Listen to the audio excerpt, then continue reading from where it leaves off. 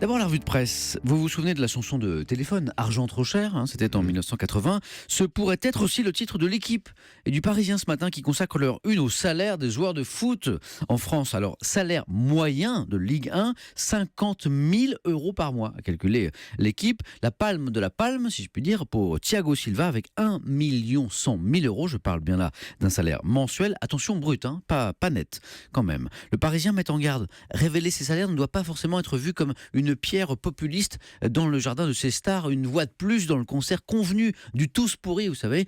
Le journal veut rappeler que Cavani, Thiago Silva, Ben Arfa n'ont rien volé, mais profitent simplement d'une économie dans laquelle rien n'est trop beau pour ces acteurs.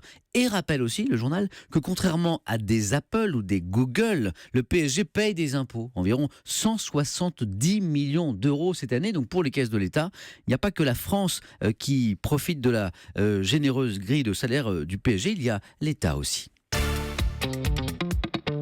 Plusieurs de vos journaux reviennent également sur la surprenante volte-face de Manuel Valls sur le 49.3.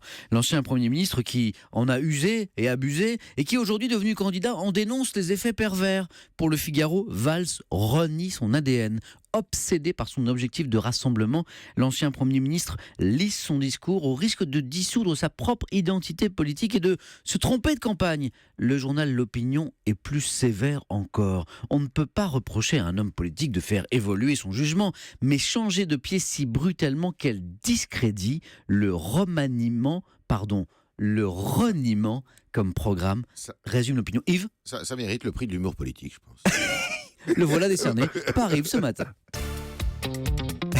Et à propos d'humour, un sourire justement, Yves. Si vous n'avez pas encore quitté la maison, il n'est peut-être pas trop tard. C'est le conseil du Parisien ce matin. Osez le pull moche. La tradition, oui, est venue des pays anglo-saxons. C'est le Ugly Christmas Sweater Day, la journée du pull moche de Noël, le 3e vendredi du mois de décembre. Le concept, il est tout simple. Vous portez un tricot aux couleurs qui piquent bien les yeux, envahi de lutins, de flocons, de Père Noël, histoire au moins un jour dans l'année de ne pas se prendre trop au sérieux. Il est 6h22, il n'est pas trop tard pour ressortir le pire pull de votre armoire et de le porter fièrement maintenant toute la journée. Après, il faut assumer.